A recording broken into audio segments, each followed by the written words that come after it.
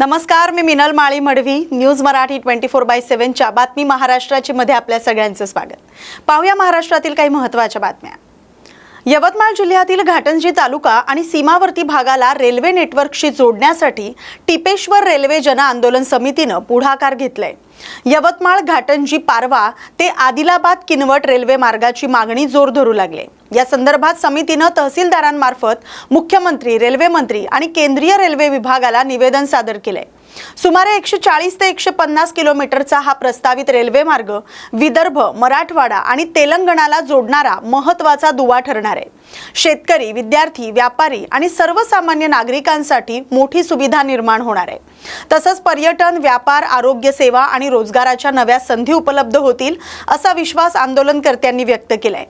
या मागणीवर सकारात्मक निर्णय न झाल्यास तीव्र जन आंदोलन छेडण्याचा इशाराही समितीने दिलाय. आंदोलन समिती तर्फे आज तहसीलदारामार्फत माननीय मुख्यमंत्री देवेंद्रजी फडणवीस साहेब व माननीय केंद्रीय रेल्वे मंत्री यांना टिपेश्वर घाटंजी जन आंदोलन समितीच्या वतीने आज निवेदन देण्यात आले का या तालुक्यामध्ये कुठल्याही प्रकारे रोजगार नाही, कुठलाही एखादी नॅशनल हायवे नाही, परंतु या तालुक्याला एक सौभाग्य लाभलेलं आहे, ते म्हणजे टिपेश्वर व्याघ्र प्रकल्प अभयारण्य.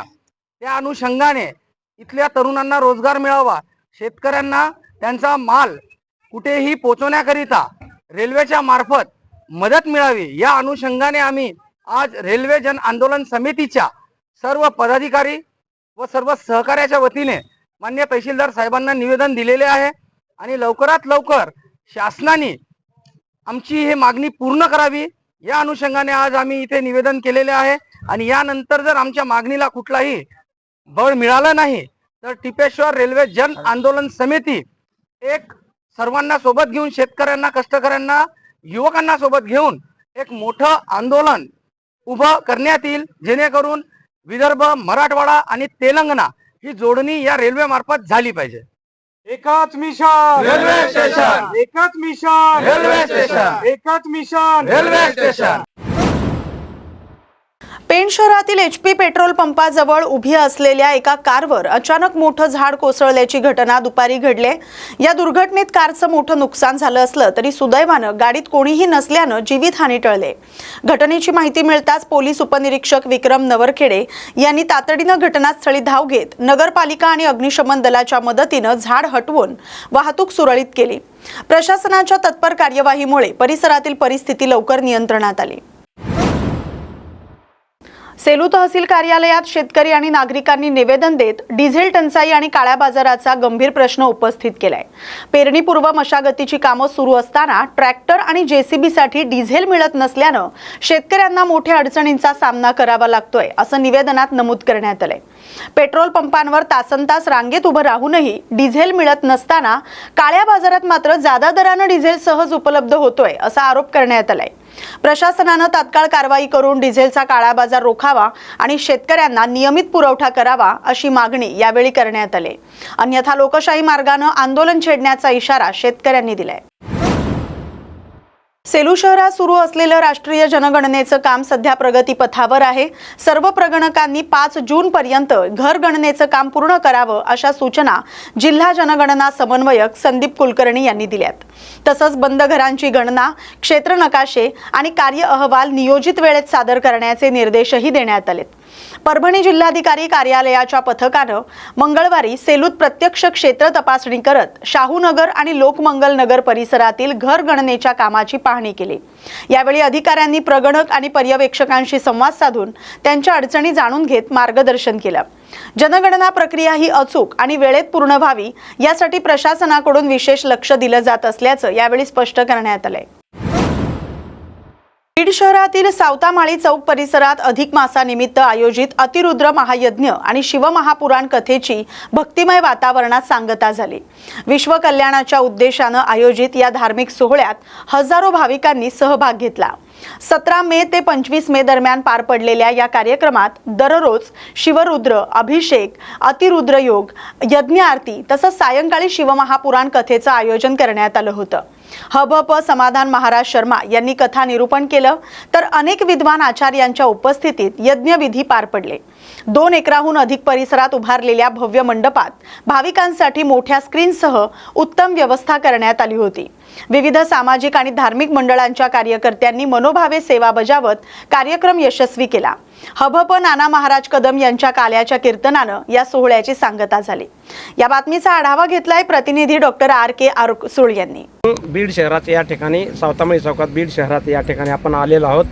या ठिकाणी बीड येथील काही ग्रुपच्या व संयोजकाच्या वतीने धार्मिक कार्यक्रम अतिरुद्र महायज्ञ व शिव महापुराण कथेचं आयोजन गेल्या 7 दिवसापासून चालू आहे आणि उद्या ह्या कथेची सांगता होणार आहे.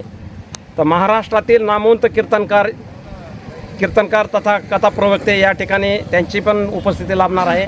उद्या कथेचं पूर्ण नियोजन पूर्ण कार्यक्रम झालेला उद्या सांगता होणार आहे. तर ह्या कथेमध्ये सहभाग घेणाऱ्या आणि यज्ञासाठी पूजेसाठी बसणाऱ्या महिला माझ्यासमोर इथं उभ्या आहेत. आपण त्यांच्याशी चर्चा करणार आहोत. न्यूज मराठी 24/7 या मराठी चॅनलच्या माध्यमातून आपले हार्दिक स्वागत. नमस्कार. आपलं नाव काय? नमस्कार. माझं नाव सौ संजना संदेशराव लोळे. तर आपण ह्या यज्ञासाठी पूजेसाठी केव्हापासून सहभाग घेतलेला? किती दिवस झाला? तुम्ही 1 दिवस घेतला का 7 दिवस पूर्ण घेतला? नाही, आम्ही पूर्ण 7 दिवस पूजेला बसलो आहे. मी आणि माझे मिस्टर आणि दोघांनी पण सहभाग घेतला? हो, दोघांनी आम्ही सहभाग घेतलेला आहे.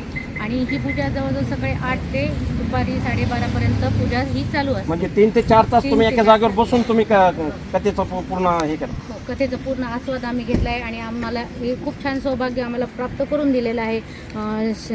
आमच्या ताईंनी, राऊतताईंनी आणि शेणकेताईंनी. तुमच्या समवेत किती महिला आहेत? म्हणजे तुम्ही आता त्यांना निमंत्रित केलं असेल ना की चला आपला कार्यक्रम बीड शहरामध्ये अनेक वर्षानंतर आता यापूर्वी एक या ठिकाणी यज्ञ झाला होता, त्यानंतर किती वर्षानंतर आपल्या बीड शहरामध्ये होतं, याबद्दल काय वाटतं? नाही, बऱ्याच वर्षानंतर हा कार्यक्रम आपल्या इथं झालेला आहे. हा यज्ञ आपल्या इथं बीड शहरामध्ये झालेला आहे आणि होतही आहे. आणि अजूनही याच्यापेक्षा छान आणखीन कार्यक्रम आपण सर्वजण मिळून घेऊ. आणि यज्ञाचं सांगायचं म्हटलं तर बरेच यज्ञ हे असे खूप छान होते. बऱ्याच महिलांनी जेंट्सनी सहभाग याच्यामध्ये घेतलेला होता. सगळ्यांनी बीडमध्ये बऱ्याच जणांनी याचा म्हणजे आस्वाद घेतलेला आहे ह्या पूजेचा. बीड शहरातील सावतामाळी चौकात या विभागात बीड शहर ग्रुपच्या वतीने, हिंदू धर्माच्या वतीने अतिरुद्र महायज्ञ व शिव महापुराण कथेचं आयोजन गेल्या 7 दिवसापासून करण्यात आलं होतं. उद्या त्याची सांगता होणार आहेत. तर ह्या कथेमध्ये सहभाग घेणारे बीड शहरातील शुभम ज्वेलर्सचे प्रोपायटर माझ्यासमोर थांबलेले आहेत. आपण त्यांच्याशी चर्चा करणार आहोत. न्यूज मराठी 24/7 या मराठी चॅनलच्या माध्यमातून आपले हार्दिक स्वागत. नमस्कार. आपलं नाव काय? नमस्कार, मी संदेश लोळगे. तर हे आपला यज्ञ आणि धार्मिक कार्यक्रम कधीपासून सुरू झाले? आज जवळपास 7 दिवस पूर्ण झालेले आहेत. उद्या 8वा दिवस आहे. बरं, ह्या 7 दिवसामध्ये आपल्याला काय अनुभव आले? म्हणजे किती लोकांचा सहभाग होता? ह्या आपल्या यज्ञासाठी किती लोकांचा भाविक भक्त म्हणजे सामील झाले होते? अतिरुद्र महायज्ञ यामध्ये जवळपास 11 कुंड आहेत आणि 11 कुंड कधी प्रत्येक कुंडावर 1 जोडी, 2 जोडी, 3 जोडी आणि पहिल्या दिवसाने आज शेवट दिवसात 3 ते 4 जोड्या एका कुंडावर होत्या. जवळपास यामध्ये माझ्या हिशोबाने जवळपास 100 ते 150 जोड्यांनी सहभाग नोंदवला आहे. याचं पुण्य करताना भेटणारच आहे. आमच्याही आई वडिलांचं पुण्य म्हणा प्रार्थना म्हणून मला कामाला आलं आहे आणि त्यामुळे मला भाग्य भेटलं आहे की मी इथं मुख्य यजमान म्हणून मला हे भेटलेलं आहे. मी सर्व संयोजकांचे आभार मानतो की मला हे त्यांनी ही सेवा मला घडून दिली. हा कार्यक्रम आयोजित करण्यासाठी आपल्या समवेत किती जणांचा सहभाग होता? यामध्ये असंख्य लोक आहेत. या जवळपास 15 ते 20 जण सहभाग आहे. पण यात मुख्य रोल जो आहे तो आपले पांडुरंगबुवा शेंडगेजी आणि अशोकराव राऊत या दोघांचा मुख्य रोल आहे. त्यासोबत आम्ही हातभार फक्त आम्ही लावलेला आहे. पण हे मुख्य रोल सर्व निधी जमा करणे, संकलन करणे, काम व्यवस्थापन करणे हे सर्व त्या दोघांनी केलेलं आहे. एवढा मोठा कार्यक्रम आयोजित करण्याचं म्हटलं त्याला निधी पण लागतो. मग याचं निधीचं नियोजन आपण कसं केलं? म्हणजे सर्वांची हात लागली आहे. त्या दोघांचा मुख्य रोल आहे. सर्वांचा थोडाफार हात लागलेला आहे. 10-15 जण आहेत आणि सर्व पब्लिकनी पण त्या दिवशी विवाह दिवशी बंद पाकिट दिलं आहे. त्याचं मग सहकार्य लाभलेलं आहे आणि त्यामुळे हा कार्यक्रम पूर्णतच गेला आहे. कथेचा हायेस्ट विवाह त्या दिवशी संख्या जवळपास 5000 लोक कथेला आलते आणि खूप मोठ्या लोकांनी ह्या कथेचा सहभाग नोंदवला आणि कथेचा बेनिफिट त्यांना तो मिळेलच नक्कीच. या कथेसाठी महिलांचा सहभाग कसा आहे आणि आता दररोज किती वाढतो यापूर्वी कसा होता सुरुवातीला आणि आता कसा वाढला याबद्दल सांगा मला. सुरुवातीला महिला फुल होत्या आणि जेंट्स कमी होते, पण आता जेंट्सही त्या तुलनेमध्ये आहेत, पण तरी महिला 70% असतील तर जेंट्स फक्त 30% आहेत. पण आणखी नाही वाढेल, आज सर्वोच्च गर्दी दिसेल असं आमचा अंदाज आहे. मंगलम भगवान विष्णु मंगलम गरुडध्वजा मंगलम पुंडरीकाक्षो मंगलाय तनोहरी. सकल विश्वकल्याणाकरिता जगावरली आपत्ती निवारणाकरिता हा अतिरुद्र स्वाहाकार यज्ञ या ठिकाणी आपण आयोजित केलेला आहे. या यज्ञाची फलश्रुती आहे भगवान भोलेनाथ या जगामधील सगळ्यात उच्च देवता आहे आणि सगळ्यात मोठी देवता आहे, जेणेकरून आपण त्या देवतेचं आवाहन करून जगावरती, या भारतभूमीवरती, या महाराष्ट्र भूमीवरती येणारं संकट निवारण व्हावा. माझा शेतकरी राजा बळीराजा सुखी व्हावा, समस्त प्रजा सुखी व्हावी, यथा राजा तथा प्रजा, या देशाच्या राजाला दीर्घायू प्राप्त व्हावं आणि या जगाताचं कल्याण व्हावं या उद्देशानं अग्निनारायणाच्या साक्षीनं, सूर्यनारायणाच्या साक्षीनं, ब्रह्मवृंदांच्या वेदघोषामध्ये या ठिकाणी हा 9 दिवसीय अतिमहारुद्र स्वाकार यज्ञ या ठिकाणी साकार होत आहे. आणि आज या यज्ञाची जवळपास म्हणजे सांगतेचा दिवस आहे. उद्या यज्ञाची पूर्णाहुती होणार आहे आणि उद्या काल्याच्या प्रसादानं आणि काल्याच्या कीर्तनानं यज्ञाची सांगता होणार आहे. तरी परिसरातील समस्त भावी भक्तांनी यज्ञ विभूतीचा आणि कीर्तन श्रवणाचा आणि महाप्रसादाचा लाभ घ्यावा असे आवाहन मी समस्त बीड जिल्ह्यातील चंपावती नगरीतील समस्त नागरिकांना करतो आणि माझ्या वाणीला पूर्ण विराम देतो. हरिओम गुरुदेव शांत. वर्धा जिल्ह्यात तापमान 47 अंशांपर्यंत पोहोचल्यानं कुक्कुटपालन व्यवसायावर उष्णतेचे गंभीर संकट निर्माण झाले. वाढत्या तापमानामुळे काही कोंबड्यांच्या मृत्यूच्या घटना घडल्यानं पोल्ट्री व्यावसायिकांमध्ये चिंता व्यक्त केली जाते. उष्णतेचा परिणाम कमी करण्यासाठी शेतकऱ्यांकडून शेडवर तुषार सिंचन, पंख्याची व्यवस्था तसंच फॉगर फवारणीसारख्या उपाययोजना राबवल्या जात आहेत. शेडमध्ये थंडावा राखण्यासाठी प्रयत्न सुरू असले तरी प्रचंड उष्णतेमुळे कोंबड्यांचं खाद्य सेवन कमी झालंय आणि उत्पादनावरही परिणाम जाणवतोय. या परिस्थितीमुळे व्यावसायिकांना आर्थिक नुकसान होण्याची भीती व्यक्त होते. शासनाकडून विशेष मदतीची मागणी करण्यात आली. तीव्र उष्णतेपासून कोंबड्यांचं संरक्षण करण्यासाठी शेतकरी दिवस रात्र प्रयत्न करतायत. मी मंगेश भानखेडे, राहणार इंजाळा, युवा शेतकरी आहे. माझा कुक्कुटपालनाचा 6000 पक्षाचा फार्म आहे. या 47 अंश सेल्सिअस तापमानामध्ये आपण कोंबड्याची चांगल्या प्रकारे काळजी घेत आहे. वरून स्प्रिंकलर लावलेले आहे, साईडनं नेट आहे, त्यामध्ये अंदर फॅन आहे आणि अजून तापमान मेंटेन करण्यासाठी आपण फॉगरची व्यवस्था केली आहे. या सर्व याच्यामध्ये सुद्धा एवढ्या लाटेमध्ये आपण पक्ष्याची कशी जास्तीत जास्त काळजी घेता येईल त्याकडे पुन्हा आपण लक्ष देत आहे. एवढी व्यवस्था असून मरतुकीचं प्रमाण खूप वाढलेलं आहे. कारण एवढ्या टेम्परेचरमध्ये कोंबड्या खाद्य खात नाही, त्यामुळे त्या इंटेक करत नाही खाद्य, त्यामुळे त्याचं वजनसुद्धा वाढत नाही आणि अशामुळे आमच्या नफ्यामध्ये निश्चितच घट येणार आहे. त्यामुळे आम्ही शासनाला विनंती करतो की आम्हाला काहीतरी आर्थिक मदत करण्यात यावी. राज्यात संघटितपणे गोवंश हत्या करणाऱ्यांवर मकोका अंतर्गत कारवाई करण्याचा निर्णय सरकारनं घेतलाय. असं असतानाच बीडमधून संतापजनक प्रकार समोर आलाय. बीड शहरात पुन्हा एकदा 6 गायींची बेछूट कत्तल करण्यात आल्याची घटना घडली. विशेष म्हणजे पोलिसांच्या कारवाईनंतर हा संपूर्ण प्रकार उघडकीस आलाय. या कारवाईमुळे 8 गायींना जीवदान मिळाले. बकरी ईदच्या पार्श्वभूमीवर बीड शहरातील मोमीनपुरा भागात सुरू असलेल्या कथित कत्तलखान्यांवर पोलिसांनी छापा टाकला. यावेळी 6 गायींची कत्तल करण्यात आल्याचं निदर्शनास आलं. तसंच 8 गायी बांधलेल्या अवस्थेत आढळून आल्या. पोलिसांनी तातडीनं कारवाई करत 4 आरोपींना अटक केले. त्यांच्या विरोधात गुन्हा दाखल करण्यात आलाय. दरम्यान या प्रकरणात मकोका अंतर्गत कारवाई करण्याबाबत वरिष्ठ अधिकाऱ्यांकडे पत्रव्यवहार करण्यात येणार असल्याची माहिती पोलीस अधिकारी नित्यानंद उबाळे यांनी दिली आहे. आज रोजी सकाळी आम्हाला गोपनीय माहिती मिळाली की मोमीनपुरा पुरेसी मोहल्ल्यामध्ये काही गोवंश जनावरे ही कत्तलीसाठी ठेवलेली आहेत. त्याप्रमाणे PI साहेब, आम्ही व पोलीस पथक सदर ठिकाणी गेलो असता आम्हाला असं दिसून आलं की 6 ते 7 जनावरांची कत्तल करण्यात आलेली आहे आणि 6 ते 8 जनावरं लहान मोठे हे आखूडदोरीनं कत्तलीसाठी बांधून ठेवलेले आहेत. त्याप्रमाणे आम्ही ते जे 8 जिवंत जनावरं होती त्याची सुटका केली आणि ज्या जनावरांची कत्तल केलेली होती ते पशुवैद्यकीय अधिकाऱ्याच्या मदतीने त्याचं सॅम्पल घेण्यात आलेलं आहे. त्याचा सविस्तर पंचनामा करण्यात येऊन ती सुटका केलेली जे 8 लहान मोठी गोवंश आहे ती पोलीस स्टेशनला आणून नंतर ती आम्ही गोशाळेत जमा केली आणि पोलीस ठाणे पेठबीड येथे हे जे कत्तल करणारे होते ते 4 जण मिळून आले. त्यांना देखील ताब्यात आणून त्यांच्याविरुद्ध महाराष्ट्र प्राणी संरक्षण अधिनियमाअंतर्गत गुन्हा दाखल करण्यात आलेला असून पुढील तपास सुरू आहे.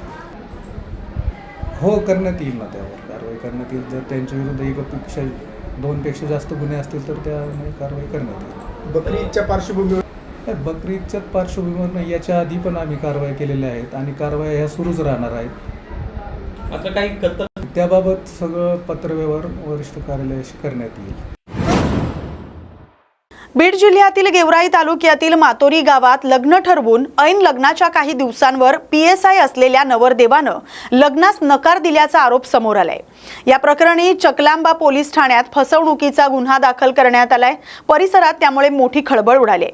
मुलीच्या कुटुंबियांनी लग्नाच्या तयारीसाठी सोनं, कपडे आणि इतर साहित्यावर मोठा खर्च झाल्याचा दावा करत मानसिक आणि आर्थिक फसवणूक झाल्याची तक्रार दिली.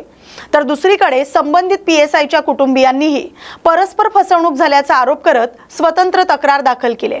दोन्ही बाजूंच्या तक्रारींच्या आधारे पोलिसांनी तपास सुरू केलाय. पुढील कारवाईकडे लक्ष लागलंय.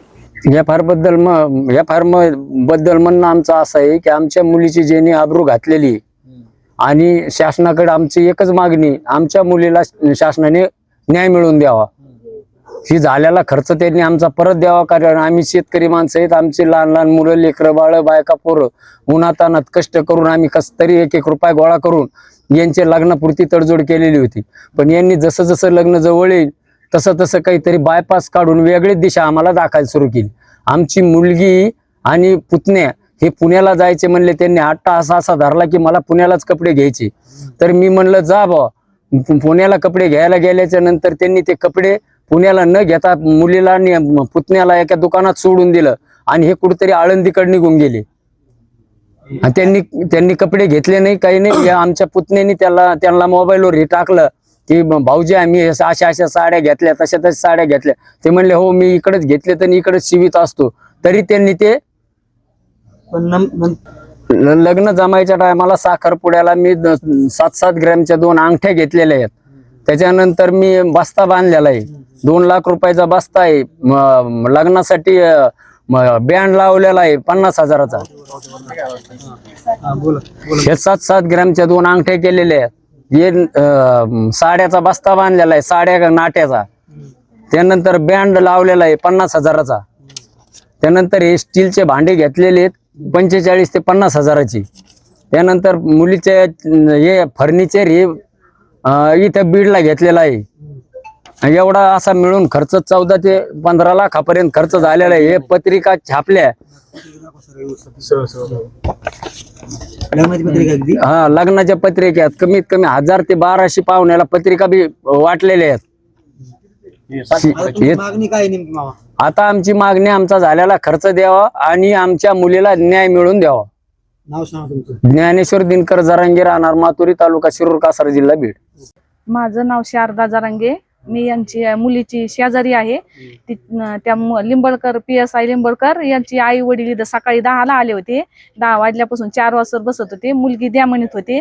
मी तरी पण त्यांना एवढं म्हणलं तुमचा मुलगा PSI आहे, तुमच्याकडे बागायती शेती आहे, मग तुम्ही का मागणी करते? तिच्या भाषेला म्हणलं, इथं गावात त्यांची भाषी आहे. तर ते म्हणले काय माहित आम्हाला. म्हणलं आता नातेवाईक आहे पहिलं जवळचं. मग त्यांनी पिक्चर पाहायला चल म्हणला, चॉकलेट गेम करायचं, महिन्याचं काय असतं ते बर्थडे, ते काय न काय केलं म्हणलं. पुन्हा बायको सारखं मला बोलत नाही. बायको सारखं मुलगी अगोदर का बोलन याला? यांनी फिरून आणली, इकडे तिकडे हिंडून आणली. पण हे PSI आहे शासनाचा, सर हे आपल्यासाठी आहे ना. याने असा धोका द्यायला नाही पाहिजे. गरीबाचा न्याय निवडणार आहे. पण हे स्वतः जर असं करायला लागल्यावर मग कसं व्हायचं? यांनी त्या मुलीच्या आई वडिलांनी काम केलंय. गरीब आहेत ते बी, असे काय बागायती शेत नाही, काही नाही. आमची मातुरी खडकावर जमीन आहे. पुन्हा म्हणतो जरांगे पाटलाचं गाव आहे म्हणून हे धमकी देत. आम्ही जरांगे पाटलाचं गाव आहे म्हणून आम्ही धमकी देत नाहीत. आमच्या मुलीला बदनाम केलं. आमच्या मुलीची न्यूज छापिली. या मुली सारण संघ 3 महिने बोलला आणि मग नंतर यांनी गेम केला. हे गेम करायला नव्हता पाहिजे. यांनी भरपाई करायला पाहिजे खर्चाची. त्यांनी घरात साऱ्या वस्तू आणल्यात. मंडपवाल्याला वस्तू कामं येते, पण मंडपवाल्याला पैसे दिलेले कामं येणार आहेत का? स्वयंपाकवाल्याला पैसे दिलेले, घोड्यावाल्याला त्यांनी त्यांची तारीख व्हायला गेली. ते पण गरीबच असते दाद्यावली. त्यांनी यांच्याकडून जास्त पैसे घेतले. पुन्हा मग मागणी काय आता आणि मागणी फक्त यांनी खर्च झालेला भरून द्यावा आणि अशी न्यूज असं काही त्यांनी केल्यामुळे आम्हाला हे करायच्या टाइमाला आम्ही आजपूत केलं नाही. याला 1 महिना होऊन गेलाय. हे असं आम्ही छापील नव्हतं. आम्ही अगोदर काय म्हणलो होतं त्याला याची बातमी पेपरला द्या, पण हे म्हणले नको तो PS आहे, आम्ही याची बदनामी नाही केली. पण हे जर आमची बदनामी करायला लागल्या मग आता आम्ही त्याच्यामुळे न्यूजला दिलं. आम्हाला द्यायचं पण नव्हतं. माझं नाव शारदा जरांगे.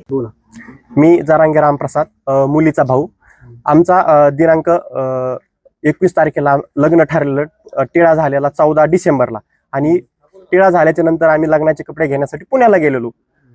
आमच्यासोबत नवरदेव उपनिरीक्षक पवन निंबाळकर साहेब हे आणि त्यांचा एक मित्र स्कॉर्पिओ गाडीने गेलो. गेल्याच्या नंतर आम्हाला दुकानामध्ये सोडलं गेलं. तिथून ते आम्हाला कपडे घ्यायला आमच्यासोबत नव्हते. त्यांनी दुसरीकडे कपडे घेतले आणि कपडे घेत असताना त्यांनी फोन केला की तुम्ही तुमचे चॉईस करा कपडे, मी तिथं कपडे घेत नाही, मी दुसरीकडे घेतोय. मी विचारलं की असं का बाबा, की ते म्हणले नाही मला इकडे शिवायचे. कपडे घेऊन आलो. घेऊन आल्याच्या नंतर तेचगावमध्ये त्यांनी आम्हाला सोडलं. त्यांनी दुसरी गाडी बोलवून घेतली. बोलवून घेतल्याच्या नंतर आम्हाला 2 आमचे त्यांच्यासोबत व्यक्ती होते, ते 2 बसवले आमच्या गाडीत. ते म्हणले हे माझे जोडीदार आहेत, सोडतील तुम्हाला. मग ते त्या दुसऱ्या मार्गाने निघून गेले. असं केल्याच्या नंतर हा प्रकार झाला आदल्या दिवशी. दुसऱ्या दिवशी नंतर त्यांचा फोन आला मला, की फोन आला तुम्ही चकलांब्याला या, आमच्या घरी या. घरी आलं. आम्हाला वाटलं काहीतरी बोलायचं असेल, पुढचं नियोजन वगैरे. गेल्याच्या नंतर त्यांनी आम्हाला असं सांगितलं की मला तुमच्या मुलीसोबत लग्न करायचं नाही. हे ऐकल्याच्या नंतर आमच्या पायाखालची जमीन घसरली. ते झाल्याच्या नंतर आम्ही का नाही करायचं, की ते म्हणले ही मुलगी मला शोभत नाही, ग्रामीण भागातली, असे काहीतरी वेगवेगळे आरोप केले, उत्तर दिले त्यांनी.